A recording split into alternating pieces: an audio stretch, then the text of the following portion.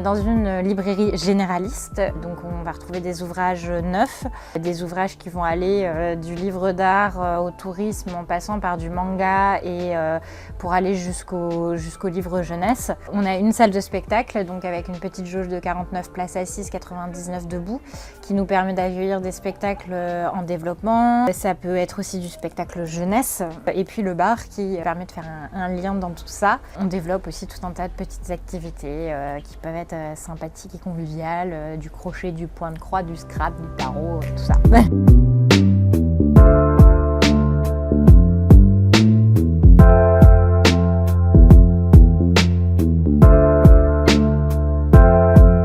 J'ai deux inspirations de lieux que je connais. Le premier étant la librairie Capon & Co qui se trouvait à Guimec en Bretagne. Et l'autre pan, ça a été le théâtre de l'achetage d'encre à Avignon, donc que j'ai connu au moment des festivals d'Avignon où j'ai joué dans cette salle.